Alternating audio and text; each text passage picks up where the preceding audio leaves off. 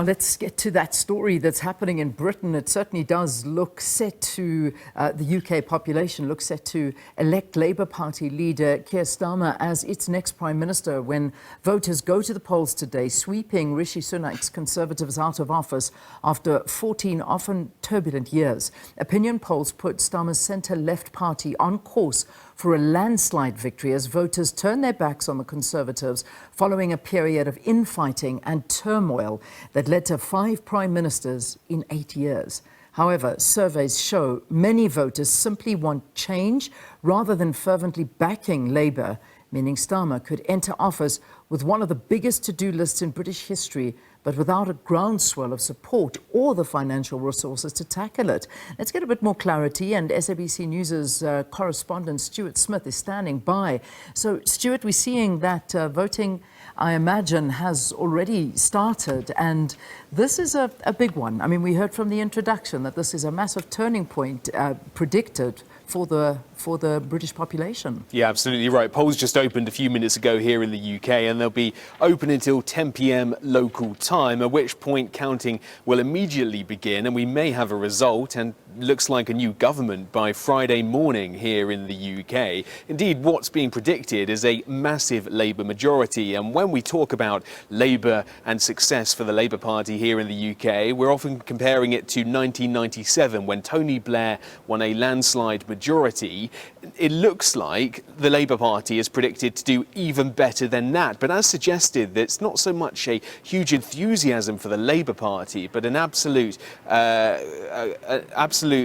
rejection by voters here in the UK for the Conservative Party, which has been in power for the last 14 years. And these polls' predictions, while they could be affected by voter turnout and potentially complacency amongst Labour Party voters, it is expected that the Labour Party will secure that majority. Now, with such high expectations, though, there's also a fear that the Labour Party may gain a perception of not doing as well as it could have, even though it is on course to both be in government and have many more MPs than is required to form that government. With the in the last few weeks, the margins between that Labour lead ahead of the Conservative Party narrowing slightly, but not really putting any contention to the fact that it is likely Keir Starmer who will be Prime Minister by Friday. Yeah, it's incredible. I mean, the words that are being used to describe how this is going to work. I mean, I'm reading one headline: Tories set to suffer total annihilation.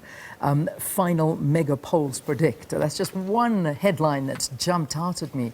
Perhaps you can give us a better understanding as to why voters are so unhappy at the moment. It's partly any government in power for 14 years is going to struggle with asking people to elect them again. But for the Conservative Party, there are a host of additional issues that are really causing campaigners problems when they try to convince people to vote for them on the doorstep. There's the cost of living crisis continuing in the UK. The state of the economy, something the Conservatives usually pride themselves on, but is not considered by most voters in the UK right now to be in a good place. There's, especially for those voting more right-wing, a concern about immigration, and particularly illegal immigration, with seemingly the issue of migrants coming from France to England in boats untackled, with the Rwanda scheme to send illegal immigrants to Rwanda for processing still not underway, with not one migrant gone to Rwanda under that scheme before these polls opened. And then there's the NHS, a difficult one for the Conservatives that has largely over the last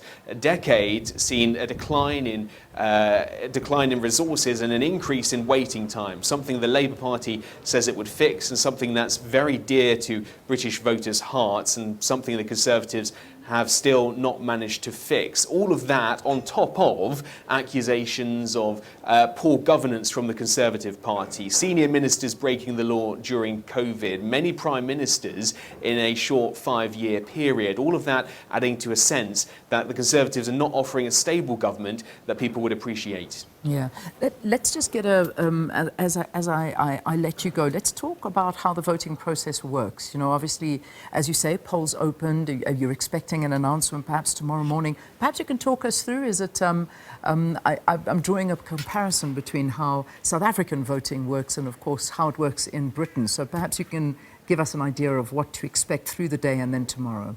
Well, it's a parliamentary system here in the UK, so it'll be largely familiar. This is the House of Commons, the lower house that people are voting for, and each person can vote for their local MP, their local lawmaker. If enough lawmakers make it to the majority in that House of Commons, then that party is the party that is to be elected, with, as we've been saying, the Labour Party very likely to achieve a majority in the House of Commons, and therefore the Labour Party leader, Sir Keir Starmer, likely to be the new Prime Minister. As to the timeline of events, polls have just opened. They'll stay open till 10 p.m. this evening, and it is by Friday morning very likely that we will have certainty about who will be the next party in power, which will likely be Keir Starmer. The current Conservative Prime Minister, Rishi Sunak, could announce earlier in the evening that he believes his party has lost, and at that point the result of the election would also be clear. But for the voters, it's a very simple thing. They walk into the polling station behind me. This one happens to be Keir Starmer's constituency, and so they will see a list of 12 candidates in this case, usually fewer, representing various political parties from Labour to Conservative, Liberal Democrat to Green, and they just put an X in the box for their preferred candidate, and the one with the most X's wins the constituency. Well, there you have it. As simple as that. Thank you. Thanks so much for talking to us, Stuart Smith. So very similar to the South African in terms of going in, voting, getting it counted, and hearing quite soon who is going to win. But as you've heard with predictions, it's going to be an annihilation, as we've been told. And those are the predictions, but you've got to keep your eye on the ball. You never know what can happen. Let's leave it there. British elections underway.